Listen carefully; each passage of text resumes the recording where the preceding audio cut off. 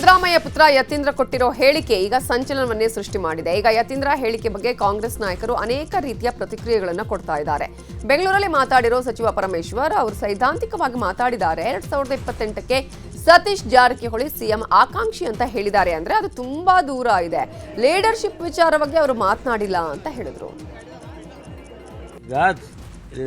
ನನಗೆ ಅನಿಸೋದು ಅದು ಲೀಡರ್ಶಿಪ್ಪಿನ ಲೆಕ್ಕದಲ್ಲಿ ಮಾತಾಡಿಲ್ಲ. ಅವರು ಮಾತಾಡಿದ್ದು ಸರ್ಕಾರದ ಪಕ್ಷದ ಬದ್ಧತೆ ಬಗ್ಗೆ, ಸಮಾಜದ ಬದ್ಧತೆ ಬಗ್ಗೆ ಮಾತಾಡಿದ್ದಾರೆ. ಸ್ವಾಭಾವಿಕವಾಗಿ ಸತೀಶ್ ಜಾರಕಿಹೊಳಿ ಅವರು ಹಿಂದೆ ಅಹಿಂದ ವರ್ಗದ ಆರ್ಗನೈಸೇಷನಲ್ಲಿ ಇನ್ವಾಲ್ವ್ ಆಗಿದ್ದರಿಂದ ಅವರಿಗೆ ಆ ಬದ್ಧತೆ ಇದೆ ಅನ್ನೋ ಮಾತನ್ನು ಹೇಳಿದ್ದಾರೆ. ತಪ್ಪೇನು? ಇದು ಸಚಿವ ಪ್ರಿಯಾಂಕ್ ಖರ್ಗೆ ಮಾತಾಡಿ ಸೈದ್ಧಾಂತಿಕವಾಗಿ ಕೆಲವರು ನಮ್ಮ ಪಕ್ಷದಲ್ಲಿದ್ದಾರೆ, ಯತೀಂದ್ರ ಹೇಳಿರೋದ್ರಲ್ಲಿ ತಪ್ಪೇನಿದೆ, ಸಂವಿಧಾನ ಪರವಾಗಿ ಮೂಢನಂಬಿಕೆ ವಿರುದ್ಧ ಸತೀಶ್ ಹೋರಾಟ ಮಾಡ್ತಿದ್ದಾರೆ, ಐಡಿಯಾಲಜಿಯನ್ನ ಅಧಿಕಾರ ಅನುಭವಿಸಿರೋರೇ ಮುಂದುವರಿಸಬೇಕು, ತತ್ವ ಸಿದ್ಧಾಂತವನ್ನ ನಾವು ಬೆಳೆಸಬೇಕು ಅಂತ ಹೇಳಿದ್ರು. ವಿರುದ್ಧ ಸಂವಿಧಾನದ ಪರವಾಗಿ ನಡೆಸ್ತಾ ಇದ್ದಾರೆ. So there is nothing wrong ಅಲ್ಲ. ಸಮಸ್ಯೆ ಏನಿದೆ? ಇವರು ಸೈದ್ಧಾಂತಿಕವಾಗಿ ಬದ್ಧರಿದ್ದಾರೆ. ಇವರು ಕಾಂಗ್ರೆಸ್ ಪಕ್ಷದ ಸಿದ್ಧಾಂತಕ್ಕೆ ಮುಂದುವರಿಸ್ತಾರೆ ಅನ್ನೋದ್ರಲ್ಲಿ ತಪ್ಪೇನಿದೆ? ಸೈದ್ಧಾಂತಿಕವಾಗಿ ಸಚಿವ ಎಂ ಎ ಪಾಟೀಲ್ ಮಾತಾಡಿ ಸಿಎಂ ಆಗೋದಕ್ಕೆ ಸತೀಶ್ ಸಮರ್ಥರಿದ್ದಾರೆ. ಒಂದಲ್ಲ ಒಂದು ದಿನ ಅವರು ಸಿಎಂ ಆಗ್ತಾರೆ. ನಮ್ಮದು ಹೈಕಮಾಂಡ್ ಪಾರ್ಟಿ. ಈಗ ಸಿಎಂ ಕುರ್ಚಿ ಖಾಲಿ ಇಲ್ಲ. ನಾನು ಸಿಎಂ ಆಕಾಂಕ್ಷಿ ಆಗಿದ್ರೆ ಹೈಕಮಾಂಡ್ ಮುಂದೆ ಹೇಳ್ತೀನಿ ಅಂತ ಹೇಳಿದ್ರು. ಸಮರ್ಥಿದ್ದಾರೆ. ನಮ್ಮ ಯಾರದೇ ಕ್ಲೇಮ್ ಹೋಗ್ತಿದ್ದು ಸರ್ ಮಾಡ್ಕೊ ಸ್ವಾಭಾವಿಕ, ಎಲ್ಲರಿಗೂ ಆಶೆ ಇರ್ತದೆ. ಯಾರು ಸನ್ಯಾಸಿಗಳಲ್ಲ ರಾಜಕೀಯದಾಗ. ಯಾರ್ಯಾರು ಎಂ ಬಿ ಪಾಲ್ ನೋಡ್ಕೊಂಡು ಯಾರೂ ಸನ್ಯಾಸಿಗಳಲ್ಲ, ಎಲ್ಲರೂ ಸಮರ್ಥರಿದ್ದಾರೆ. ಡಿ ಕೆ ಶಿವಕುಮಾರ್ ಅವರು ಸಮರ್ಥಿದ್ದಾರೆ, ಸತೀಶ್ ಜಾರಕಿಹೊಳಿ ಅವರು ಸಮರ್ಥಿದ್ದಾರೆ, ಪರಮೇಶ್ವರ್ ಅವರು ಸಮರ್ಥಿದ್ದಾರೆ, ರಾಮಲಿಂಗಡಿ ಅವರು ಸಮರ್ಥಿದ್ದಾರೆ, ಕೃಷ್ಣ ಬೈರೇಗೌಡರು ಸಮರ್ಥಿದ್ದಾರೆ, ಬಹಳಷ್ಟು ಜನ ಸಮರ್ಥಿದ್ದಾರೆ. ಪಕ್ಷ ಯಾವತ್ತೂ ಸಹ ಜನಾಭಿಪ್ರಾಯ ಬರಬೇಕು. ಮತ್ತೆ ಕಾಂಗ್ರೆಸ್ ಮುಖ್ಯವಾಗಿ ಕಾಂಗ್ರೆಸ್ ಪಕ್ಷ ಶಾಸಕರು ಬಯಸಬೇಕು. ಎಂಎಲ್ಸಿ ಯತೀಂದ್ರಗೆ ಶಾಸಕ ಇಕ್ಬಾಲ್ ಹುಸೇನ್ ಟಾಂಗ್ ಕೊಟ್ಟಿದ್ದಾರೆ. ನೀವು ವಿಧಾನ ಪರಿಷತ್ ಸದಸ್ಯರು, ವಿಧಾನಸಭಾ ಸದಸ್ಯರಲ್ಲ ಅಂತ ಹೇಳಿದ್ದಾರೆ. ಅವರು ದೊಡ್ಡ ಮಟ್ಟದಲ್ಲಿ ಕೂತಿದ್ದಾರೆ. ನೀವು ಈ ರೀತಿ ಹೇಳಿ ಗೊಂದಲ ಮೂಡಿಸಬಾರದು. ಡಿ ಕೆ ಶಿವಕುಮಾರ್ ಸಮರ್ಥ ನಾಯಕರು. ನೀವು ಈ ರೀತಿಯ ಗೊಂದಲದ ಹೇಳಿಕೆ ನೀಡಬಾರದು ಅಂತಂದ್ರು. ಹೇಳಿಕೆ ಕೊಡಬೇಡದಾಗಿತ್ತು. ಗೊಂದಲ ಸೃಷ್ಟಿ ಮಾಡೋದು ಬೇಡ ಅಂಥೇಳಿ ನಾನು ಡಾಕ್ಟರ್ ಯತೀಂದ್ರ ಅವ್ರಿಗೆ ಹೇಳ್ತೀನಿ. ಇಂಥ ಹೇಳಿಕೆಯಿಂದ ಪಕ್ಷದಲ್ಲಿ ಗೊಂದಲಗಳಾಗ್ತವೆ. ಡಿ ಕೆ ಶಿವಕುಮಾರ್ ಅವರು ಸಮರ್ಥಕವಾಗಿ ಪಕ್ಷವನ್ನು ಸಂಘಟನೆ ಮಾಡ್ತಾ ಇದ್ದಾರೆ, ಪಕ್ಷವನ್ನು ಜೊತೆಲಿ ತಗೊಂಡು ಹೋಗ್ತಾ ಇದ್ದಾರೆ. ಒಂದು ಎತ್ತರದ ಮಟ್ಟಿಗೆ ಇವತ್ತು ಆಲೋಚನೆ ಮಾಡಿ ಇವತ್ತು ರಾಜ್ಯದಲ್ಲಿ ಸರ್ಕಾರ ಮುಂದೆನೂ ಕೂಡ 2028ಕ್ಕೂ ಕೂಡ ನಾವು ಸರ್ಕಾರ ರಚನೆ ಮಾಡಬೇಕಂಥೇಳಿ ಇವತ್ತು ಕೆಲಸ ಕಾರ್ಯ ಹಗಲು ಬೆಳಗ್ಗೆ ಕೆಲಸ ಮಾಡ್ತಾ ಇದ್ದಾರೆ. ಯಾರು ಮಾಡಿದ್ರೆ ಚಮತ್ಕಾರ, ಯಾರು ಮಾಡಿದ್ರೆ ಬಲಾತ್ಕಾರ ಅಂತ ನೀವೇ ಕೇಳಬೇಕು. ಸಚಿವ ಆರ್ ಬಿ ತಿಮ್ಮಾಪುರ್ ಕೂಡ ಮಾತನಾಡಿದ್ದಾರೆ. ವಿಚಾರಕ್ಕೆ ಸಂಬಂಧಪಟ್ಟ ಹಾಗೆ ರಿಯಾಕ್ಟ್ ಮಾಡಿದ್ದು, ನಾನು ಸ್ಪಷ್ಟವಾಗಿ ಹೇಳ್ತೀನಿ, ಯತೀಂದ್ರ ಹಾಗೇನಾದರೂ ಹೇಳಿದ್ರೆ ಅದು ಅವರ ವೈಯಕ್ತಿಕ ಅಭಿಪ್ರಾಯ. ಯತೀಂದ್ರ ಹೇಳಿಕೆ ಸರಿಯಾಗಿಯೇ ಇದೆ. ಎಐಸಿಸಿ ನಾಯಕರು ಆಯ್ಕೆ ಮಾಡ್ತಾರೆ. ಯತೀಂದ್ರ ಸಾಹೇಬ್ರ ವೈಯಕ್ತಿಕ ಅಭಿಪ್ರಾಯವನ್ನು ನಾನು ಹಂಚಿಕೊಳ್ಳೋದಕ್ಕೆ ಸಾಧ್ಯ ಇಲ್ಲ. ನಾಯಕನಾಗಿ ಹೊರಹೊಮ್ಮಬೇಕು. ಆ ನಾಯಕತ್ವ ಸತೀಶ್ ಜಾರಕಿಹೊಳಿ ಅವರಿಗೆ ಇದೆ ಅಂತ ಹೇಳಿದ್ರು. ಅವರೇನಾದರೂ ಹೇಳಿದ್ರೆ ಅದು ವೈಯಕ್ತಿಕ ಅಭಿಪ್ರಾಯ. ಇದು CLPಯಲ್ಲಿ ಆಯ್ಕೆ ಆಗ್ತಕ್ಕಂಥದ್ದು AICC ನಾಯಕರು ಇದನ್ನು ಚೂಸ್ ಮಾಡ್ತಕ್ಕಂಥದ್ದು ಇರೋದ್ರಿಂದ ನಾನು ಡಾಕ್ಟರ್ ಯತೀಂದ್ರ ಸಾಹೇಬ್ರ ವೈಯಕ್ತಿಕ ಅಭಿಪ್ರಾಯನ ನಾನು ಹಂಚಿಕೊಳ್ಳಿಕ್ಕೆ ಸಾಧ್ಯ ಇಲ್ಲ. ಸತೀಶ್ ಜಾರಕಿಹೊಳಿ ಪರ ಯತೀಂದ್ರ ಸಿದ್ದರಾಮಯ್ಯ ಬ್ಯಾಟ್ ಬೀಸಿದ್ದಾರೆ. ಈ ಬಗ್ಗೆ ಕಾಂಗ್ರೆಸ್ ವಕ್ತಾರ ಶ್ರೀನಿವಾಸ್ ಪ್ರತಿಕ್ರಿಯೆ ಕೊಟ್ಟಿದ್ದಾರೆ. ಯಾರು ಸಿಎಂ ಆಗಬೇಕು ಅನ್ನೋದು ಹೈಕಮಾಂಡ್ ನಿರ್ಧಾರ. ನಾವೆಲ್ಲರೂ DKಶಿ ಸಿಎಂ ಆಗಲಿ ಅಂತ ಒತ್ತಾಯ ಮಾಡ್ತಿದ್ದೇವೆ. ಸತೀಶ್ ಜಾರಕಿಹೊಳಿ ಸಿಎಂ ಆಗಬಾರ್ದು ಅಂತ ನಾನು ಹೇಳ್ತಿಲ್ಲ.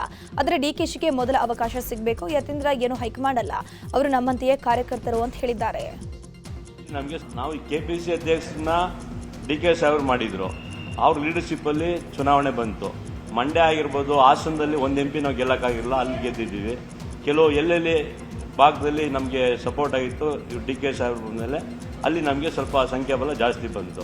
ಸೊ ನಾವು DK ಶಿವಕುಮಾರ್ನ ನಾವು ಮುಖ್ಯಮಂತ್ರಿ ಮಾಡಿ ಅಂತಲೇ ಎಲ್ಲರೂ ಕಾಂಗ್ರೆಸ್ ಪಕ್ಷದ ಒತ್ತಾಯ. ಸೊ ಅವ್ರನ್ನ KPC ಅಧ್ಯಕ್ಷ ಮಾಡಿದ್ದೇನಕ್ಕಾಗಿದ್ರೆ ಅವ್ರ ಲೀಡರ್ಶಿಪ್ಪಲ್ಲಿ ಚುನಾವಣೆ ಆಯಿತು. ಈಗ ಬಂದಿದೆ, ಅವ್ರು ಶ್ರಮ ಪಟ್ಟಿದ್ದಾರೆ. ಅವರೇನು ಒಂದು ಜಾತಿ ಸೀಮಿತ ಇಲ್ಲ, ಅವ್ರು ಎಲ್ಲ ವರ್ಗದ ನಾಯಕರು. ಮತ್ತು ಟ್ರಬಲ್ ಶೂಟರ್. ನಮ್ಮ ಪಕ್ಷದಲ್ಲಿ ಏನೋ ಒಂದು ಸಮಸ್ಯೆ ಆದರೆ ಅಲ್ಲಿ ನಿಂತು ಕೆಲಸ ಮಾಡ್ತಾರೆ. ಸೊ ಹಾಗಾಗಿ ಮುಂದೆ ಇನ್ನೂ ಪಕ್ಷ ಸಮೃದ್ಧವಾಗಿ ಸಂಘಟನೆ ಆಗಬೇಕಂದ್ರೆ ಇಂಥ ಲೀಡರ್ಗಳು ಇನ್ನೂ ದೊಡ್ಡ ಮಟ್ಟದಲ್ಲಿ ಬರಬೇಕನ್ನೋದು ನಮ್ಮ ಸಿಎಂ ಬದಲಾವಣೆ ಕುರಿತು ಯಾರೂ ಮಾತಾಡಬಾರದು ಅಂತ ಹೈಕಮಾಂಡ್ ಹೇಳಿದೆ ಅಂತ ಶಾಸಕ ರಾಘವೇಂದ್ರ ಹಿಟ್ನಾಳ್ ಹೇಳಿಕೆ ಕೊಟ್ಟಿದ್ದಾರೆ. ಕೊಪ್ಪಳದಲ್ಲಿ ಮಾತಾಡಿದ ಅವರು ನಿನ್ನೆ ಯತೀಂದ್ರ ಅವರು ಸಂಘಟನೆಗೆ ಸಮರ್ಥರಬೇಕು ಅಂತ ಹೇಳಿದ್ದಾರೆ. ಸಿದ್ದರಾಮಯ್ಯ ಮುಂದುವರಿತಾರೆ ಅಂತ ನಾನು ಅನೇಕ ಬಾರಿ ಹೇಳಿದ್ದೀನಿ. ಏನೇ ಇದ್ರೂ ಹೈಕಮಾಂಡ್ ನಿರ್ಧಾರ ಕೈಗೊಳ್ಳುತ್ತೆ ಅಂತ ಹಿಟ್ನಾಳ್ ಹೇಳಿದ್ದಾರೆ. ಈಗ ಅವರು ಇವತ್ತು ನಿನ್ನೆ ಸ್ಪಷ್ಟನೆ ಕೊಟ್ಟಿದ್ದಾರೆ ಡಾಕ್ಟರ್ ಯತೀಂದ್ರ ಅವರು. ಈಗ ಏನಾಗಿದೆ, ಮುಂದಿನ ದಿನಮಾನಗಳಲ್ಲಿ ಪಕ್ಷದ ಜವಾಬ್ದಾರಿ ಇರ್ತಕ್ಕಂಥವ್ರು, ಕ್ರಿಯಾಶೀಲ ಇರ್ತಕ್ಕಂಥವ್ರು, ಜವಾಬ್ದಾರಿ ತಗೊಳ್ತಕ್ಕಂಥ ಅನೇಕ ನಾಯಕರಿದ್ದಾರೆ ಅಂತಕ್ಕಂಥ ಮಾತು ಕೂಡ ಹೇಳಿದ್ದಾರೆ. ಸೊ ಸ್ಪಷ್ಟನೆ ಕೊಟ್ಟಿದ್ದಾರೆ. ಅದಕ್ಕೇನು ಹೊಸ ಅರ್ಥ ಕಲ್ಪಿಸೋಂಥ ಅವಶ್ಯಕತೆ ಇಲ್ಲ. ಪಕ್ಷದ ಅಧ್ಯಕ್ಷರಿರ್ಬೋದು, AICC ಅಧ್ಯಕ್ಷರಿರ್ಬೋದು, ಅದನ್ನು ತೀರ್ಮಾನ ಮಾಡ್ತಕ್ಕಂಥ ಪಕ್ಷದ ವರಿಷ್ಠರು, ಹೈಕಮಾಂಡ್ ಇದೆ, ಭಾಳ ಸ್ಟ್ರಿಕ್ಟ್ ಇದೆ. ಸಿಎಂ ಸಿದ್ದರಾಮಯ್ಯ ಅವರ ಮನಸ್ಸಿನ ಮಾತನ್ನ ಯತೀಂದ್ರ ಹೇಳಿದ್ದಾರೆ. ಸತೀಶ್ ಜಾರಕಿಹೊಳಿ ಸಿಎಂ ಆದರೆ ನಮಗೂ ಸಂತೋಷ, ವಾಲ್ಮೀಕಿ ಸಮುದಾಯಕ್ಕೆ ಶಕ್ತಿ ಸಿಗಲಿದೆ ಅಂತ ಮಾಜಿ ಸಚಿವ ಬಿ ಶ್ರೀರಾಮುಲು ಹೇಳಿದ್ದಾರೆ. ಹುಬ್ಬಳ್ಳಿಯಲ್ಲಿ ಮಾತನಾಡಿರುವಂತಹ ಅವರು ನವೆಂಬರ್ ಕ್ರಾಂತಿ ಬಗ್ಗೆ ಮಾತನಾಡಿದ ರಾಜೀನಾಮೆ ಕೊಡಬೇಕಾಯಿತು. ಸಿದ್ದರಾಮಯ್ಯ ರಾಜಕೀಯ ಸಂಧ್ಯಾ ಕಾಲದಲ್ಲಿದ್ದಾರೆ ಅಂತ ಹೇಳಿದ್ದಾರೆ. ಇದರರ್ಥ ಸಿಎಂ ಬದಲಾವಣೆ ಖಚಿತ ಅಂತ ಹೇಳಿದ್ದಾರೆ. ನೋಡ್ರಿ, ಯತೀಂದ್ರ ಅವರು ಮಾತಾಡಿದ್ದಾರೆ ಅಂದ್ರೆಗಿನ ಅವ್ರ ತಂದೆಯವರು ಈ ರಾಜ್ಯದ ಮುಖ್ಯಮಂತ್ರಿಗಳಂತ ಸಿದ್ದರಾಮಯ್ಯರನ್ನ ಮಾತಾಡಿದಂತೆ. ಯಾಕಂದರೆ ಅವರು ಕ್ಲೂವನ್ನು ಕೊಟ್ಟಿದ್ದಾರೆ. ಏನು ಕ್ಲೂ ಕೊಟ್ಟಿದ್ದಾರೆ? ಮುಂದಕ್ಕೆ ನಮ್ಮ ತಂದೆಯವ್ರದ್ದು ವಯಸ್ಸಾಗ್ತಾ ಇದೆ, ಮುಂದೆ ರಾಜಕಾರಣದಲ್ಲಿ ಅವರು ಮುಂದುವರಿಯಲ್ಲ, ಮುಂದಕ್ಕೆ ಯಾರೊಬ್ಬ ಹಿಂದುಳಿದಂಥ ಒಬ್ಬ ನಾಯಕ ಈ ರಾಜ್ಯದ ಮುಖ್ಯಮಂತ್ರಿಗಳಾಗಬೇಕು ಅನ್ನೋಂಥ ಕ್ಲೂ ವಿಧಾನ ಪರಿಷತ್ ಸದಸ್ಯರಾದಂಥ ಸನ್ಮಾನ್ಯ ಯತೀಂದ್ರವರೇ ಕೊಟ್ಟಿರೋ ಕಾರಣ ಅಲ್ಲ. ನವೆಂಬರ್ ಕ್ರಾಂತಿ ಆಗುತ್ತೆ ಅಂದೇಳಿ ರಾಜಣ್ಣವ್ರು ಮಾತಾಡಿದ್ರು, ರಾಜಣ್ಣವ್ರನ್ನ ಅಧಿಕಾರದಿಂದ ಕಳೆದ್ಬಿಟ್ರು, ಅವ್ರ ಮಂತ್ರಿ ಸ್ಥಾನದಿಂದನೇ ಕಳೆದ್ಬಿಟ್ರು. ಅವ್ರು ಅಂದ್ಕೊಂಡಿದ್ರು ಇಲ್ಲಿ ಜಗಳ ಹಚ್ಚಿ ಅದರ ದೊಡ್ಡದು ಮಾಡಿ ಅಭಿವೃದ್ಧಿ ಕೆಲಸಗಳಂತ ಮಾಡ್ತಲ್ಲ, ಎಲ್ಲೋ ಒಂದು ಕಡೆ ಡೈವರ್ಟ್ ಮಾಡಬೇಕು ಅಂದೇಳಿ ಏನು ಪ್ರಯತ್ನ ಮಾಡಿದ್ರು. ಡೈವರ್ಟ್ ಮಾಡೋಂಥ ವಿಚಾರದಲ್ಲಿ ಇನ್ನು ಪ್ರಿಯಾಂಕ್ ವಿಚಾರವಾಗಿಯೂ ಮಾತನಾಡಿರುವಂತಹ ರಾಮುಲು ಪ್ರಿಯಾಂಕರ್ಗೆ DCM ಆಗೋಕೆ ಮಾಸ್ಟರ್ ಪ್ಲಾನ್ ಮಾಡಿದ್ದಾರೆ. ದೆಹಲಿಯಲ್ಲಿ ಈ ಬಗ್ಗೆ ರಣತಂತ್ರವನ್ನ ಹೆಣೆಯಲಾಗಿದೆ. ಅದಕ್ಕೆ ಪೂರಕವಾಗಿ RSS ಬ್ಯಾನ್ ಷಡ್ಯಂತ್ರ ಮಾಡ್ತಾ ಇದ್ದಾರೆ. ಪುಕ್ಕಟೆ ಜನಪ್ರಿಯತೆ ಪಡೆಯೋಕೆ RSS ಬಗ್ಗೆ ಮಾತನಾಡ್ತಿದ್ದಾರೆ ಅಂತಂದ್ರು. ಆಟದಲ್ಲಿ ಇವರು ಏನು ಅಂದ್ರೆಗಿನ RSS ಮೇಲೆ ಎಲ್ಲೋ ಒಂದು ಕಡೆ ಅದನ್ನ ತೊಂದರೆದಲ್ಲಿ ಸಿಗಾಕ್ಸ್ಬೇಕು ಅನ್ನೋಂಥ ಕಾರಣದಿಂದ ಇವತ್ತು ಡೈವರ್ಫಿಕೇಷನ್ ಮಾಡಬೇಕು ಅನ್ನೋಂಥ ಪ್ರಯತ್ನದಲ್ಲಿ ಆ ಭರಾಟದಲ್ಲಿ ತಪ್ಪುಗಳು ಮಾಡ್ತಾ ಇದ್ದಾರೆ. ಆದರೆ ಎಲ್ಲೋ ಒಂದು ಕಡೆ ನಾನು ಪಾಪ್ಯುಲಾರಿಟಿ ಆಗಬೇಕು, ಪುಕ್ಕಟಿ ಪಬ್ಲಿಸಿಟಿ ತೊಗೋಬೇಕಂತೇಳಿ ಪ್ರಿಯಾಂಕಾ ಖರ್ಗೆ ಅವ್ರು ಏನು ಮಾಡಿದ್ದಾರೆ, ಎಮರ್ಜೆನ್ಸಿ ಡಿಕ್ಲೇರ್ ಮಾಡಿದ್ದಾರೆ. ಅವರು 1975ರಲ್ಲಿ ಯಾವ ರೀತಿಯಲ್ಲಿ ತುರ್ತು ಪರಿಸ್ಥಿತಿ ಇತ್ತನೋ ಆ ತುರ್ತು ಪರಿಸ್ಥಿತಿಯನ್ನು ನೆನಪು ಮಾಡಿಕೊಡೋಂಥ ಕೆಲಸ ಕಾಂಗ್ರೆಸ್ ಸರ್ಕಾರ ಮಾಡ್ತಾ ಇತ್ತು. ಯಾಕಂದರೆ ಸುಮ್ಮನೆ ಈ ಪುಕ್ಕಟಿ ಪಬ್ಲಿಸಿಟಿಯಿಂದ ದೊಡ್ಡವನಾಗಬೇಕಂದೇಳಿ ಹೋಗಿ ಈ ಒಂದು ಕಡೆ ಅಲ್ಲಿ ಒಳ ಒಪ್ಪಂದ ಪ್ರಕಾರ ಅವರು ಉಪಮುಖ್ಯಮಂತ್ರಿಗಳಾಗಬೇಕಂದೇಳಿ ಹೊಂಟಾರ, ಒಂದು ಕಡೆ ಕನ್ಫ್ಯೂಷನ್ಸ್ ಕೂಡ ಕ್ರಿಯೇಟ್ ಮಾಡ್ತಾ ಇದ್ದಾರೆ. ಯತೀಂದ್ರ ಹೇಳಿಕೆ ಬಗ್ಗೆ ಸಚಿವ ಸತೀಶ್ ಜಾರಕಿಹೊಳಿ ನ್ಯೂಸ್ 18ಗೆ ಪ್ರತಿಕ್ರಿಯೆ ಕೊಟ್ಟಿದ್ದಾರೆ. ಯಾರಾದರೂ ಒಬ್ಬರು ಅಹಿಂದ ನಾಯಕತ್ವ ವಹಿಸಬೇಕು ಅಂತ ಯತೀಂದ್ರ ಹೇಳಿದಾರಷ್ಟೇ. ಅಹಿಂದ ನಾಯಕತ್ವ ಹಸ್ತಾಂತರ ಮಾಡೋದಿಕ್ಕಾಗಲ್ಲ. ಬಹಳಷ್ಟು ಜನ ಸಿಎಂ ಸಚಿವರಾದರೂ ಯಾರನ್ನೂ ಅಹಿಂದ ನಾಯಕ ಅಂತ ಒಪ್ಪಿಲ್ಲ. ಅಂತಿಮವಾಗಿ ಹೈಕಮಾಂಡ್ ಈ ಬಗ್ಗೆ ತೀರ್ಮಾನ ಮಾಡಬೇಕು ಅಂತ ಸತೀಶ್ ಜಾರಕಿಹೊಳಿ ಹೇಳಿದ್ದಾರೆ. ಈ ಕರ್ನಾಟಕದಲ್ಲಿ ಯಾರು ಒಬ್ಬರು ಅಹಿಂದ ನಾಯಕ ಬೇಕೇ ಬೇಕು. ದೇವರಾಜ ಅರಸಿದ್ರು, ಬಂಗಾರಪ್ಪನವರಿದ್ರು, ಖರ್ಗೆಜಿ ಅವರಿದ್ರು, ಸಿದ್ದರಾಮಯ್ಯವರಿದ್ರು. ಸಿದ್ದರಾಮಯ್ಯ ನಂತರ ಯಾರು ವಹಿಸ್ಕೊಳ್ಳೇಬೇಕು ಆ ದೃಷ್ಟಿಯಲ್ಲಿ ಅವ್ರು ಹೇಳಿದಾರೆ ಅಷ್ಟೇ. ಮುಖ್ಯಮಂತ್ರಿಗೆ ಅದಕ್ಕೂ ಸಂಬಂಧ ಇಲ್ಲ. ಅವ್ರು ಹೇಳಿದ್ದು ಅಹಿಂದ ನಾಯಕತ್ವ ಅಂತ ಹೇಳಿದ್ದಾರೆ. ಅದನ್ನು ಪ್ರೂವ್ ಮಾಡಬೇಕಾದ್ರೆ ವಹಿಸ್ಲಿಕ್ಕೆ ಅದನ್ನೇನು ಹ್ಯಾಂಡ್ ಓವರ್ ಮಾಡ್ಲಿಕ್ಕೆ ಆಗೋಲ್ಲ. ನೀವು CM ಹ್ಯಾಂಡ್ ಓವರ್ ಮಾಡ್ಕೋಬಹುದು, KPP ಅಧ್ಯಕ್ಷ ಹ್ಯಾಂಡ್ ಓವರ್ ಮಾಡ್ಕೋಬಹುದು. ಅಹಿಂದ ನಾಯಕತ್ವ ನೀವು ಕಟ್ಟಬೇಕು, ಬೆಳೆಸಬೇಕು. ಜನ ಒಪ್ಪಿದಾಗ ಅದು ನೇತೃತ್ವ ಸಿಗ್ತೈತೆ ಹೊರತಾಗಿ. ರಾಜ್ಯ ರಾಜಕೀಯದಲ್ಲಿ ನವೆಂಬರ್ ಕ್ರಾಂತಿ ಚರ್ಚೆ ನಡೀತಾ ಇದೆ. ಆದರೆ ಯಾದಗಿರಿಯಲ್ಲಿ ಸಿದ್ದರಾಮಯ್ಯ ಅಭಿಮಾನಿಗಳು ಸಿಎಂ ಫೋಟೋ ಹೊತ್ಕೊಂಡು 5 ವರ್ಷ ಅವರೇ ಸಿಎಂ ಆಗಿ ಮುಂದುವರಿಯಬೇಕು ಅಂತ ಹರಕೆಯನ್ನು ಹೇಳ್ಕೊಂಡಿದ್ದಾರೆ. ಮಹಾರಾಷ್ಟ್ರದಲ್ಲಿರುವಂತಹ ಮಾಳಿಂಗರಾಯ ದೇವರಿಗೆ ಹರಕೆಯನ್ನು ಹೊತ್ತಂತಹ ಸಿಎಂ ಅಭಿಮಾನಿಗಳು ಸಿದ್ದರಾಮಯ್ಯನವರಿಗೆ ಯಾವುದೇ ಅಡೆತಡೆ ಬರಬಾರದು ಅಂತ ಪೂಜೆಯನ್ನು ಸಲ್ಲಿಕೆ ಮಾಡಿದ್ದಾರೆ. ನವೆಂಬರ್ 9ಕ್ಕೆ ರಾಜ್ಯಕ್ಕೆ ಬರುವಂತೆ ಕಾಂಗ್ರೆಸ್ ವರಿಷ್ಠ ರಾಹುಲ್ ಗಾಂಧಿಗೆ DCM DK ಶಿವಕುಮಾರ್ ಆಹ್ವಾನ ಕೊಟ್ಟಿದ್ದಾರೆ. ನವೆಂಬರ್ ಕ್ರಾಂತಿ, ಅಧಿಕಾರ ಹಂಚಿಕೆ, ಸಂಪುಟ ಪುನಾರಚನೆ ಚರ್ಚೆ ಬೆನ್ನಲ್ಲೇ ರಾಹುಲ್ ಗಾಂಧಿಗೆ ಆಹ್ವಾನ ನೀಡಲಾಗಿದ್ದು ಕೆಪಿಸಿಸಿಯಿಂದ ನಡೆಯಲಿರೋ ಗಾಂಧಿ ಶತಮಾನೋತ್ಸವ ಕಾರ್ಯಕ್ರಮಕ್ಕೆ ಆಹ್ವಾನ ನೀಡಲಾಗಿದೆ. ಗೌರಿಬಿದನೂರಿನ ವಿದುರಾಶ್ವತ್ಥದಲ್ಲಿ ಕಾರ್ಯಕ್ರಮ ನಡೆಯಲಿದ್ದು ಸದ್ಯ ಬಿಹಾರ ಚುನಾವಣೆಯಲ್ಲಿ ರಾಹುಲ್ ಗಾಂಧಿ ಬ್ಯುಸಿ ಆಗಿರೋ ಕಾರಣ ಇನ್ನೂ ಕೂಡ ರಾಹುಲ್ ಗಾಂಧಿ ಗ್ರೀನ್ ಸಿಗ್ನಲ್ ಕೊಟ್ಟಿಲ್ಲ ಎನ್ನಲಾಗಿದೆ. ಪರಮೇಶ್ವರ್ ಕುರಿತಾಗಿ ರಾಜಣ್ಣ ನೀಡಿದ್ದ ಹೇಳಿಕೆ ಅನೇಕ ಚರ್ಚೆಗೆ ಕಾರಣ ಆಗಿತ್ತು. ಇದೇ ವಿಚಾರವಾಗಿ ಸಚಿವ ಪರಮೇಶ್ವರ್ ಪ್ರತಿಕ್ರಿಯೆ ಕೊಟ್ಟಿದ್ದಾರೆ. ಅವರು ನನಗೂ ಸಲಹೆಯನ್ನ ಕೊಟ್ಟಿದ್ರು. 1984ರಲ್ಲಿ ಅವರು KH ರಂಗನಾಥ ಜನರಲ್ ಕ್ಷೇತ್ರದಲ್ಲಿ ನಿಂತು ಗೆದ್ರು. ಮಧುಗಿರಿ ಜನರಲ್ ಆಯಿತು. ಆಗ ನಾನು ಕೊರಟಗೆರೆಗೆ ಬಂದೆ. ಆಗ ರಾಜಣ್ಣ ST ಆದರೂ ಅವರು ಮಧುಗಿರಿ ಕ್ಷೇತ್ರ ಕೇಳಿದ್ರು. ಅವರು ಅಲ್ಲಿ ಸ್ಪರ್ಧೆ ಮಾಡಿ ಗೆದ್ದಿದ್ದಾರೆ. ಅವರು ಈಗ ನನಗೆ ಸಲಹೆ ಕೊಟ್ಟಿದ್ದಾರೆ. ಅವರ ಸಲಹೆಯನ್ನ ನಾನು ಪಡಿತೀನಿ ಅಂತಂದ್ರು.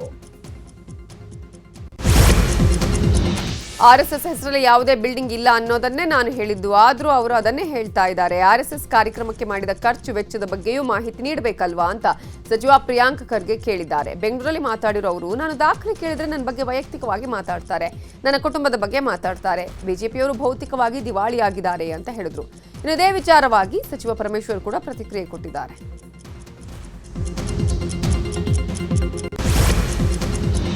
RSS ನೋಂದಣಿ ಮಾಡಿಕೊಳ್ಬೇಕು ಅಂತ ಹೇಳೋ ಮೂಲಕ ಕಾನೂನು ಎಲ್ಲಿದೆ ಅಂತ ವಿಪಕ್ಷ ನಾಯಕ ಆರ್ ಅಶೋಕ್ ಪ್ರಶ್ನೆ ಮಾಡಿದ್ದಾರೆ. ಹುಬ್ಬಳ್ಳಿಯಲ್ಲಿ ಮಾತನಾಡಿರುವಂತಹ ಅವರು, ಯಾವುದಾದ್ರೂ ಸಂಘ ಸಂಸ್ಥೆ ನೋಂದಾವಣಿ ಮಾಡಿಸಬೇಕು ಅನ್ನುವ ಕಾನೂನಿದೆಯಾ? ಸರ್ಕಾರ ತನ್ನ ಆಡಳಿತ ವೈಫಲ್ಯ ಮುಚ್ಚಿ ಹಾಕೋಕೆ RSS ವಿವಾದವನ್ನ ತಂದಿದ್ದಾರೆ. ಪ್ರಿಯಾಂಕ್ RSS ಬಗ್ಗೆ ಪ್ರಶ್ನೆ ಮಾಡೋ ಬದಲು ಅವರ ಆದಾಯದ ಮೂಲ ಡಿಕ್ಲೇರ್ ಮಾಡಲಿ. RSS ದೇಶ ಪ್ರೇಮ ಬೆಳೆಸೋ ಸಂಸ್ಥೆ. ಕಾಂಗ್ರೆಸ್ ಪಕ್ಷಕ್ಕೆ ಎಲ್ಲಿಂದ ಹಣ ಬರುತ್ತೆ ಅನ್ನೋದು ಮೊದಲು ಅವರನ್ನ ಹೇಳಿ ಅಂತ ಹೇಳಿದ್ದಾರೆ. ಸರ್ಕಾರ ಪಾಪರಾಗಿದ್ದು ಜನರಿಗೆ ಪರಿಹಾರ ನೀಡೋಕೆ ಹಣ ಇಲ್ಲ. ಹೀಗಾಗಿ RSS ವಿವಾದವನ್ನ ಮುಂದೆ ತಂದಿದ್ದಾರೆ ಅಂತ ಹೇಳಿದ್ದಾರೆ. ಲಾಠಿ ನಿಷೇಧಿತ ಅಸ್ತ್ರ ಅಲ್ಲ, ಲಾಠಿ ದೇಶಭಕ್ತರಿಗೆ ಆತ್ಮವಿಶ್ವಾಸವನ್ನ ಮೂಡಿಸುವ ಅಸ್ತ್ರ. RSS ಲಾಠಿ ಹಿಡಿದರೆ ತಪ್ಪೇನು ಅಂತ CT ರವಿ ಪ್ರಶ್ನೆ ಮಾಡಿದ್ದಾರೆ. ಹುಬ್ಬಳ್ಳಿಯಲ್ಲಿ ಮಾತನಾಡಿರೋ ಅವರು, ದನ ಕಾಯೋರ ರೀತಿ ಲಾಠಿ ಹಿಡಿತಾರೆ ಅಂತ ಹೇಳಿದ ಹರಿಪ್ರಸಾದ್ ಹೇಳಿಕೆಗೆ CT ರವಿ ತೀಕ್ಷ್ಣ ತಿರುಗೇಟು ಕೊಟ್ಟಿದ್ದಾರೆ. ದನ ಕಾಯೋದು ಕೆಟ್ಟ ಕೆಲಸ ಅಲ್ಲ, ಶ್ರೀಕೃಷ್ಣನೇ ದನ ಕಾದಿದ್ದಾನೆ, ದನ ಕಾಯೋದು ಅಪರಾಧನ? ಅವರಿಗೆ ಕಾಯಕ ಸಂಸ್ಕೃತಿ ಗೊತ್ತಿಲ್ಲ, ಜಾಣ ಕುರುಡರಿಗೆ ಅರ್ಥ ಮಾಡಿಸೋದು ಕಷ್ಟ ಅಂತ ಹೇಳಿದ್ರು. ಇನ್ನು RSS ಬ್ಯಾನ್ ವಿಚಾರವಾಗಿ ಮಾತನಾಡಿರುವಂತಹ ಸಂಸದ ತೇಜಸ್ವಿ ಸೂರ್ಯ, ರಾಜ್ಯದಲ್ಲಿ RSS ಬ್ಯಾನ್ ಮಾಡೋ ಚರ್ಚೆ ಮಾಡೋದು ಬಿಡಿ, ರಾಜ್ಯದಲ್ಲಿ ಕಂಪನಿಗಳನ್ನ ತರುವ ಕಡೆ ಪ್ರಯತ್ನ ಮಾಡಿ. ಪರಂ ಅವರು ಬೆಟ್ಟಿಂಗ್ ಆಡೋದನ್ನ ಬಿಟ್ಟು ಅತ್ಯಾಚಾರಿಗಳಿಗೆ ಕಠಿಣ ಶಿಕ್ಷೆ ನೀಡುವಂತೆ ಮಾಡೋಕೆ ಹೇಳಿದ್ದಾರೆ. ತಾಪರದಲ್ಲಿ RSS ಪಥಸಂಚಲನ ವಿವಾದ ತೀವ್ರ ಸ್ವರೂಪವನ್ನು ಪಡೆದುಕೊಂಡಿದೆ. ನವೆಂಬರ್ 2ರಂದು ನಾವು ಪಥಸಂಚಲನ ನಡೆಸುತ್ತೇವೆ ಅಂತ RSS ಕೋರ್ಟ್ಗೆ ಹೇಳಿದ್ದು ಅನುಮತಿಗಾಗಿ ತಹಶೀಲ್ದಾರ್ಗೆ ಮನವಿ ಪತ್ರ ಕೊಟ್ಟಿದೆ. ಇನ್ನು ನವೆಂಬರ್ 2ರಂದೇ ನಮಗೂ ಪಥಸಂಚಲನಕ್ಕೆ ಅನುಮತಿ ಬೇಕು ಅಂತ ಹೇಳಿ ಮತ್ತೆರಡು ಸಂಘಟನೆಗಳು ಮನವಿ ಮಾಡಿಕೊಂಡಿವೆ. ಇಂಡಿಯನ್ ಕ್ರಿಶ್ಚಿಯನ್ ವೆಲ್ಫೇರ್ ಅಸೋಸಿಯೇಷನ್ ಹಾಗೂ ರಾಜ್ಯ ರೈತ ಸಂಘ ಹಾಗೆಯೇ ಹಸಿರು ಸೇನೆ ಈಗಾಗಲೇ ತಹಶೀಲ್ದಾರ್ಗೆ ಅರ್ಜಿಯನ್ನ ಸಲ್ಲಿಸಿವೆ. ಒಟ್ನಲ್ಲಿ ನಾಳೆಯ ಹೈಕೋರ್ಟ್ ವಿಚಾರಣೆಯತ್ತ ಎಲ್ಲರ ಚಿತ್ತ ನೆಟ್ಟಿದೆ. RSS ವಿರುದ್ಧ ತೊಡೆತಟ್ಟಿರುವಂತಹ ಪ್ರಿಯಾಂಕ್ ಖರ್ಗೆಗೆ ಬೆದರಿಕೆಯ ಕರೆಗಳು ಬಂದಿತ್ತು. ಇನ್ನು ಖರ್ಗೆಗೆ ಬೆದರಿಕೆ ಹಾಕಿರುವುದನ್ನು ಖಂಡಿಸಿ ಯಾದಗಿರಿಯಲ್ಲಿ ದಲಿತ ಪರ ಸಂಘಟನೆಗಳು ಪ್ರತಿಭಟನೆ ಮಾಡಿತು. ಸಂವಿಧಾನ ರಕ್ಷಿಸಿ, ಪ್ರಜಾಪ್ರಭುತ್ವ ರಕ್ಷಿಸಿ ಅಂತ ಜ್ಞಾನ ಪ್ರಕಾಶ ಸ್ವಾಮೀಜಿ ನೇತೃತ್ವದಲ್ಲಿ ಪ್ರತಿಭಟನೆ ಮಾಡಲಾಯಿತು. ಪ್ರಿಯಾಂಕ್ ಖರ್ಗೆ ಜೊತೆಗೆ ನಾವಿದ್ದೀವಿ ಅಂತ ಘೋಷಣೆಯನ್ನು ಕೂಗಿದ್ರು. ರಾಜ್ಯದಲ್ಲಿ ಸರ್ಕಾರ ಸೈಲೆಂಟ್ ಆಗಿದೆ. ಗೃಹ ಸಚಿವರು ಜೂಜಾಟದಲ್ಲಿ ಬ್ಯುಸಿ ಆಗಿದ್ದಾರೆ. IT ಸಚಿವರು RSS ಬ್ಯಾನ್ ಮಾಡೋದ್ರಲ್ಲಿ ಬ್ಯುಸಿ ಆಗಿದ್ದಾರೆ. ಅವರಿಂದಾಗಿಯೇ ರಾಜ್ಯಕ್ಕೆ ಬರಬೇಕಾಗಿದ್ದ ಕೈಗಾರಿಕೆಗಳು ಆಂಧ್ರಕ್ಕೆ ಹೋಗಿವೆ. 2300 ರೈತರು ಸೂಸೈಡ್ ಮಾಡಿಕೊಂಡಿದ್ದಾರೆ. ಸಾರಿಗೆ ನೌಕರರು ಪ್ರತಿಭಟನೆ ಮಾಡ್ತಿದ್ದಾರೆ. ಸರ್ಕಾರಕ್ಕೆ ಈ ಬಗ್ಗೆ ಟೆನ್ಷನ್ ಇಲ್ಲ ಅಂತ ತೇಜಸ್ವಿ ಸೂರ್ಯ ಹೇಳಿದ್ದಾರೆ. ಬೆಂಗಳೂರಲ್ಲಿ ಮಾತಾಡಿದವರು, ಹಿಂದಿನ ಸರ್ಕಾರದ ಫ್ಲೈಓವರ್ ಪ್ರಾಜೆಕ್ಟ್ ಇವತ್ತಿಗೂ ಮುಗಿದಿಲ್ಲ, ವರ್ಗಾವಣೆ ದಂಧೆ ನಡೀತಾ ಇದೆ, ಶಾಸಕರೇ ಸರ್ಕಾರದ ವಿರುದ್ಧ ಮಾತಾಡ್ತಾರೆ ಅಂತ ಹೇಳಿದ್ರು. 2-3 ದಿನಗಳಲ್ಲಿ ಹೊಸ ಏರ್ಪೋರ್ಟ್ಗೆ ಸಂಬಂಧಿಸಿದ ರಿಪೋರ್ಟ್ ಬರಲಿದೆ. ಏರ್ಪೋರ್ಟ್ ಅಥಾರಿಟಿಯವರು 3 ಸ್ಥಳ ವೀಕ್ಷಣೆ ಮಾಡಿ ಹೋಗಿದ್ದು, ಆ ಸ್ಥಳದ ಬಗ್ಗೆ ಅಧ್ಯಯನ ಮಾಡಿ ಅವರ ಅಭಿಪ್ರಾಯವನ್ನು ಕೊಡುತ್ತಾರೆ. ಅವರ ಅಭಿಪ್ರಾಯದ ಬಳಿಕ ನಾವು ಎಕ್ಸ್ಪರ್ಟ್ಸ್ ಕಮಿಟಿ ರಚನೆ ಮಾಡ್ತೀವಿ. ಹೊಸದಾಗಿ ಆಗಿರೋ ಕೆಲವು ಏರ್ಪೋರ್ಟ್ಗಳ ನಿರ್ಮಾಣ ಮಾಡಿದ ಕನ್ಸಲ್ಟೆಂಟ್ ಸಂಸ್ಥೆಯನ್ನ ಕರೆಸಿ ಹೆಚ್ಚಿನ ಎಕ್ಸ್ಪೀರಿಯನ್ಸ್ ಇರೋರಿಗೆ ಕೊಡ್ತೀವಿ ಅಂತ MBP ಹೇಳಿದ್ದಾರೆ. ಪಶ್ಚಿಮ ಪದವೀಧರರ ಕ್ಷೇತ್ರದ ಚುನಾವಣೆ ಹಿನ್ನೆಲೆ ಹುಬ್ಬಳ್ಳಿಯಲ್ಲಿ ಬಿಜೆಪಿ ವಿಭಾಗ ಮಟ್ಟದ ಸಭೆ ನಡೆಯಿತು. ಅರವಿಂದ ನಗರದಲ್ಲಿರೋ ಬಿಜೆಪಿ ಕಚೇರಿಯಲ್ಲಿ ಸಭೆ ನಡೆಸಲಾಯಿತು. ಚುನಾವಣೆಗೆ ಸ್ಪರ್ಧೆ ಮಾಡುವ ಆಕಾಂಕ್ಷಿಗಳ ಜೊತೆಗೆ ಬಿಜೆಪಿ ಮುಖಂಡರು ಚರ್ಚೆ ಮಾಡ್ತಿದ್ದಾರೆ. ವಿಪಕ್ಷ ನಾಯಕ ಆರ್ ಅಶೋಕ್, ಸಂಸದ ಗೋವಿಂದ ಕಾರಜೋಳ, ವಿಶ್ವೇಶ್ವರ ಹೆಗಡೆ ಕಾಗೇರಿ, ಮಾಜಿ ಸಚಿವ CT ರವಿ, ಶ್ರೀರಾಮುಲು, CC ಪಾಟೀಲ್ ಸಭೆಯಲ್ಲಿ ಭಾಗಿಯಾಗಿದ್ದರು. ಶನಿವಾರ ಸಿಎಂ ಸಿದ್ದರಾಮಯ್ಯ ಬೆಳಗಾವಿಗೆ ತೆರಳಲಿದ್ದಾರೆ. ಕಿತ್ತೂರು ಉತ್ಸವದ ನಿಮಿತ್ತ ಸಿಎಂ ಬೆಳಗಾವಿಗೆ ಹೋಗ್ತಾ ಇದ್ದಾರೆ. ಬೆಳಗಾವಿಯ ಕೋಟೆ ಆವರಣದಲ್ಲಿ ನಡೆಯಲಿರುವಂತಹ ಕಾರ್ಯಕ್ರಮದಲ್ಲಿ ಸಿಎಂ ಭಾಗಿಯಾಗಲಿದ್ದಾರೆ. ಸಮಾರೋಪ ಸಮಾರಂಭದಲ್ಲಿ ಸಿಎಂ ಮಾತನಾಡಲಿದ್ದಾರೆ. ಅಕ್ಟೋಬರ್ 25ರ ಸಂಜೆ 7 ಗಂಟೆಗೆ ಕಾರ್ಯಕ್ರಮ ನಡೆಯಲಿದೆ. ಧರ್ಮಸ್ಥಳದಲ್ಲಿ ಶವಗಳನ್ನು ಹೂತಿಟ್ಟ ಪ್ರಕರಣಕ್ಕೆ ಸಂಬಂಧಪಟ್ಟಂತೆ ಎಸ್ಐಟಿ ತನಿಖೆ ಚುರುಕುಗೊಳಿಸ್ತಾ ಇದೆ. ಎಸ್ಐಟಿ ತನಿಖೆ ಸಂಪೂರ್ಣವಾಗಿ ನಡೆದು ಹೋಗಿದೆ. ಮುಂದಿನ ವಾರದಲ್ಲಿ ವರದಿ ಸಲ್ಲಿಕೆಗೆ ಸಿದ್ಧತೆ ಮಾಡಲಾಗಿದೆ. ನ್ಯಾಯಾಲಯಕ್ಕೆ ರಿಪೋರ್ಟ್ ಸಲ್ಲಿಸೋಕೆ ಸಿದ್ಧತೆ ಮಾಡಿಕೊಳ್ಳಲಾಗಿದ್ದು, ಈ ಬಗ್ಗೆ ಎಸ್ಐಟಿಗೆ ಸರ್ಕಾರ ಕೂಡ ಸೂಚನೆಯನ್ನು ಕೊಟ್ಟಿದೆಯಂತೆ. ಸಿಎಂ ತವರಲ್ಲಿ ಭ್ರೂಣ ಹತ್ಯೆ ಕುಕೃತ್ಯ ನಡೆದಿದ್ದು ಮೈಸೂರು ತಾಲೂಕಿನ ಹನುಗನಹಳ್ಳಿಯಲ್ಲಿ ಘಟನೆ ನಡೆದಿದೆ. ಆರೋಗ್ಯ ಇಲಾಖೆ ಹಾಗೂ ಪೊಲೀಸರ ಜಂಟಿ ಕಾರ್ಯಾಚರಣೆ ನಡೆಸಿ ಭ್ರೂಣ ಹತ್ಯೆ ಮಾಡುತ್ತಿದ್ದವರನ್ನು ಅರೆಸ್ಟ್ ಮಾಡಲಾಗಿದೆ. ಐಷಾರಾಮಿ ಮನೆಯಲ್ಲಿದ್ದಂತಹ ಕಿಡಿಗೇಡಿಗಳು ಅಲ್ಲೇ ಭ್ರೂಣ ಹತ್ಯೆ ಮಾಡುತ್ತಿದ್ದರಂತೆ. ಖಚಿತ ಮಾಹಿತಿ ಮೇರೆಗೆ ದಾಳಿ ಮಾಡಿದ ಅಧಿಕಾರಿಗಳು ಕೃತಿಗೆ ಬಳಸಿದ ಪರಿಕರಗಳ ಸಮೇತ ವಶಕ್ಕೆ ಪಡೆದಿದ್ದು ಬೆಂಗಳೂರಿನ ಎಸ್ಕೆ ಆಸ್ಪತ್ರೆ ಮಾಲಕಿ ಶ್ಯಾಮಲಾ, ಬೇರಿಯಾ ಮೂಲದ ಶಿವಕುಮಾರ್, ಡಿ ಸಾಲುಂಡಿ ಗ್ರಾಮದ ಹರೀಶ್ ಅನ್ನೋರನ್ನು ಪೊಲೀಸರು ವಶಕ್ಕೆ ಪಡೆದಿದ್ದಾರೆ. ಬೆಂಗಳೂರಿನಲ್ಲಿ ಲವ್ ಜಿಹಾದ್ ಪ್ರಕರಣ ಬೆಳಕಿಗೆ ಬಂದಿದೆ. ಮದುವೆಯಾಗುವುದಾಗಿ ನಂಬಿಸಿ ಹಿಂದೂ ಯುವತಿಗೆ ಮುಸ್ಲಿಂ ಯುವಕನೊಬ್ಬ ಮೋಸ ಮಾಡಿದ್ದಾನಂತೆ. ಸಂತ್ರಸ್ತೆ ಈಗ ಕಂಗಾಲಾಗಿದ್ದು HSR ಲೇಔಟ್ ಠಾಣೆಗೆ ದೂರನ್ನು ಕೊಟ್ಟಿದ್ದಾಳೆ. ಸಂತ್ರಸ್ತೆಗೆ ಇನ್ಸ್ಟಾ ಮೂಲಕ ಯುವಕ ಮೊಹಮ್ಮದ್ ಇಶಾಕ್ ಪರಿಚಯವಾಗಿದ್ದ. 2024 ಅಕ್ಟೋಬರ್ 17ರಂದು ಪರಿಚಯವಾಗಿದ್ದ ಇಶಾಕ್ ಯುವತಿಗೆ ಪ್ರೀತಿ ಪ್ರೇಮದ ಮೆಸೇಜ್ ಮಾಡ್ತಿದ್ದಂತೆ. 2024 ಅಕ್ಟೋಬರ್ 30ರಂದು ಥಣಿಸಂದ್ರದ ಮಾಲ್ನಲ್ಲಿ ಭೇಟಿಯಾಗಿ ಆ ಬಳಿಕ ನಾನು ಮನೆಯವರನ್ನು ಒಪ್ಪಿಸಿ ಮದುವೆ ಆಗ್ತೀನಿ ಅಂತ ನಂಬಿಸಿದ್ದಂತೆ. ಅಂದೇ ದಾಸರಹಳ್ಳಿಯಲ್ಲಿ ರೂಮ್ ಮಾಡಿ ಪದೇ ಪದೇ ಲೈಂಗಿಕ ಕ್ರಿಯೆ ನಡೆಸಿದ್ದ. ಆ ಬಳಿಕ 2025 ಸೆಪ್ಟೆಂಬರ್ 14ರಂದು ಮುಸ್ಲಿಂ ಯುವತಿ ಜೊತೆ ಇಶಾಕ್ ಎಂಗೇಜ್ಮೆಂಟ್ ಮಾಡಿಕೊಂಡಿದ್ದಾನಂತೆ. ಇದನ್ನ ಪ್ರಶ್ನೆ ಮಾಡಿದ್ದಕ್ಕೆ ಕೊಲೆ ಬೆದರಿಕೆ ಹಾಕಿದ್ದಾನೆ ಅಂತ ನೊಂದ ಯುವತಿ HSR ಲೇಔಟ್ ಠಾಣೆಯಲ್ಲಿ ದೂರನ್ನು ಕೊಟ್ಟಿದ್ದಾಳೆ. ಬೆಂಗಳೂರಿನಲ್ಲಿ ನಡೆದ ಡಾಕ್ಟರ್ ಕೃತಿಕಾ ಕೊಲೆ ಪ್ರಕರಣದ ತನಿಖೆಯಲ್ಲಿ ಸ್ಫೋಟಕ ಮಾಹಿತಿ ಬಯಲಾಗಿದೆ. ಕೊನೆಗೂ ಪೊಲೀಸರ ಮುಂದೆ ಆರೋಪಿ ಡಾಕ್ಟರ್ ಮಹೇಂದ್ರ ತಪ್ಪನ್ನು ಒಪ್ಪಿಕೊಂಡಿದ್ದಾನಂತೆ. ಕೃತಿಕಾಳನ್ನ ಕೊಂದಿದ್ದು ತಾನೇ ಅಂತ ಪೊಲೀಸರ ಮುಂದೆ ಆರೋಪಿ ಮಹೇಂದ್ರ ರೆಡ್ಡಿ ಒಪ್ಪಿಕೊಂಡಿದ್ದಾನೆ. ಕೃತಿಕಾ ಆರೋಗ್ಯ ಸಮಸ್ಯೆಯಿಂದ ಬೇಸತ್ತ ಪತಿ ಮಹೇಂದ್ರ ಈ ಕೃತ್ಯ ಎಸಗಿದ್ದಾನಂತೆ. ಡಿವೋರ್ಸ್ ನೀಡಿದ್ರೆ ತನಗೆ ಏನೂ ಸಿಗಲ್ಲ, ಹೀಗಾಗಿ ಆಕೆಯ ಹೆಲ್ತ್ ಇನ್ಶೂರೆನ್ಸ್ ಅನ್ನು ಮುಂದಿಟ್ಕೊಂಡು ನ್ಯಾಚುರಲ್ ಡೆತ್ ಅನ್ನುವಂತೆ ಬಿಂಬಿಸುವಂತೆ ಪ್ಲಾನ್ ಮಾಡಿ ಕೊಲೆ ಮಾಡಿದಂತೆ. ಇನ್ನು ಆರೋಪಿ ಮಹೇಂದ್ರಗೆ 14 ದಿನಗಳ ಕಾಲ ನ್ಯಾಯಾಂಗ ಬಂಧನ ವಿಧಿಸಲಾಗಿದೆ. ಕರ್ತವ್ಯಕ್ಕೆ ಹಾಜರಾಗದ ಸರ್ಕಾರಿ ವೈದ್ಯರ ಬಗ್ಗೆ ಪ್ರಶ್ನೆ ಮಾಡಿದ್ದಕ್ಕೆ ಕೆಆರ್ಎಸ್ ಪಕ್ಷದ ಸದಸ್ಯನಿಗೆ ಜೀವ ಬೆದರಿಕೆ ಹಾಕಲಾಗಿದೆ ಅನ್ನೋ ಆರೋಪ ಕೇಳಿಬಂದಿದೆ. ಬಸವಕಲ್ಯಾಣ ತಾಲೂಕಿನ ದನ್ನೂರ ಗ್ರಾಮದ ಪಿಎಚ್ಸಿ ವೈದ್ಯೆ ಡಾಕ್ಟರ್ ಅಶ್ವಿನಿ ಅವರ ತಾಯಿ ನನಗೆ ಜೀವ ಬೆದರಿಕೆ ಹಾಕಿದ್ದಾರೆ ಅಂತ ಕೆಆರ್ಎಸ್ ಪಕ್ಷದ ಸಂಗಮೇಶ್ ಬಿರಾದಾರ್ ಆರೋಪ ಮಾಡಿದ್ದಾರೆ. ಅಕ್ಟೋಬರ್ 13 ಹಾಗೂ 16ರಂದು ಚಿಕಿತ್ಸೆಗೆ ಅಂತ ಸಂಗಮೇಶ್ ಬಿರಾದಾರ್ ಆಸ್ಪತ್ರೆಗೆ ಹೋಗಿದ್ರು. ಆದರೆ ವೈದ್ಯಾಧಿಕಾರಿ ಡಾಕ್ಟರ್ ಅಶ್ವಿನಿ ಅವರು ಕರ್ತವ್ಯಕ್ಕೆ ಹಾಜರಾಗಿರಲಿಲ್ಲ. ಈ ಬಗ್ಗೆ ಡಿಎಚ್ಗೆ ಕರೆ ಮಾಡಿ ಸಂಗಮೇಶ್ ದೂರು ಕೊಟ್ಟಿದ್ರಂತೆ. ಡಿಎಚ್ಗೆ ದೂರು ಕೊಟ್ಟಿದ್ದಕ್ಕೆ ಡಾಕ್ಟರ್ ಅಶ್ವಿನಿ ಅವರ ತಾಯಿ ಕರೆ ಮಾಡಿ ಇನ್ನೊಂದು ಸಾರಿ ಆಸ್ಪತ್ರೆ ಕಡೆ ತಲೆ ಹಾಕಿದ್ರೆ ವಿಜಯ್ ಸಿಂಗ್ಗೆ ಹೇಳಿ ಕುತ್ತಿಗೆ ದಬಾಯಿಸ್ತೀನಿ ಅಂತ ಬೆದರಿಕೆ ಹಾಕಿದ್ದಾರೆ ಅಂತ ಬಸವಕಲ್ಯಾಣ ಗ್ರಾಮೀಣ ಪೊಲೀಸ್ ಠಾಣೆಯಲ್ಲಿ ದೂರು ನೀಡಲಾಗಿದೆ. ವರ್ಷಕ್ಕೊಮ್ಮೆ ನಡೆಯುವ ಹಾಸನ ಮಹೋತ್ಸವಕ್ಕೆ ವಿದ್ಯುಕ್ತವಾಗಿ ತೆರೆ ಬಿದ್ದಿದೆ. ಈ ಬಾರಿ ಒಟ್ಟು 15 ದಿನಗಳ ಕಾಲ ತೆರೆದಿದ್ದ ದೇಗುಲ ಇವತ್ತು ಅಧಿಕೃತವಾಗಿ ಮುಚ್ಚಲಾಗಿದೆ. ಮಧ್ಯಾಹ್ನ 1:06 ಶಾಸ್ತ್ರೋಕ್ತವಾಗಿ ದೇಗುಲವನ್ನು ಬಂದ್ ಮಾಡಲಾಗಿದೆ. ಇನ್ನು ಜಿಲ್ಲಾ ಉಸ್ತುವಾರಿ ಸಚಿವ ಕೃಷ್ಣ ಬೈರೇಗೌಡ, ಶಾಸಕ ಶಿವಲಿಂಗೇಗೌಡ, ಸ್ವರೂಪ್ ಪ್ರಕಾಶ್, ಸಿಮೆಂಟ್ ಮಂಜು ಸೇರಿದಂತೆ ಅನೇಕರು ಹಾಜರಿದ್ದರು. ಶ್ರೀ ಹಾಸನಾಂಬಾಯ ನಮಃ. ಶ್ರೀ ಹಾಸನಾಂಬಾಯ ನಮಃ. ಲಕ್ಷ್ಮೇಶ್ವರ ತಹಶೀಲ್ದಾರ್ ಕಚೇರಿಯಲ್ಲಿ ಚೆನ್ನಮ್ಮ ಜಯಂತಿ ಆಚರಿಸಿದ ಹಿನ್ನೆಲೆ ಭಾರೀ ಆಕ್ರೋಶ ವ್ಯಕ್ತವಾಯಿತು. ನಾಡಿನಾದ್ಯಂತ ಇಂದು ಕಿತ್ತೂರು ರಾಣಿ ಚೆನ್ನಮ್ಮ ಜಯಂತಿ ಸಂಭ್ರಮ. ಚೆನ್ನಮ್ಮ ಜಯಂತಿ ಆಚರಣೆ ಮಾಡಬೇಕು ಅಂತ ಸರ್ಕಾರ ಸುತ್ತೋಲೆಯನ್ನು ಹೊರಡಿಸಿತು. ಆದರೆ ಲಕ್ಷ್ಮೇಶ್ವರ ತಹಶೀಲ್ದಾರ್ ಧನಂಜಯ ನಿರ್ಲಕ್ಷ್ಯ ತೋರಿದ್ದಾರೆ. ಈ ಹಿನ್ನೆಲೆ ತಹಶೀಲ್ದಾರ್ ಕಚೇರಿ ಮುಂದೆ ಪ್ರತಿಭಟನೆ ಮಾಡಲಾಯಿತು. ಕೂಡಲೇ ಧನಂಜಯ ಅವರನ್ನು ಅಮಾನತು ಮಾಡಬೇಕು ಅಂತ ಪ್ರತಿಭಟನಾಕಾರರು ಆಗ್ರಹಿಸಿದರು. ಪ್ರತಿಭಟನಾ ಸ್ಥಳಕ್ಕೆ ಆಗಮಿಸಿದ ಅಪರ ಜಿಲ್ಲಾಧಿಕಾರಿ ದುರ್ಗೇಶ್ ಹೋರಾಟಗಾರರೊಂದಿಗೆ ಮಾತುಕತೆ ನಡೆಸಿದರು.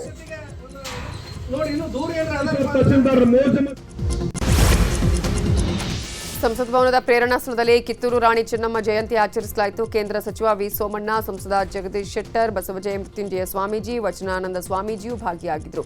ಎಲ್ಲಾ ಭಾಷೆಯಲ್ಲೂ ಚೆನ್ನಮ್ಮನ ಜೀವನಗಾಥೆ ಹೊರತರು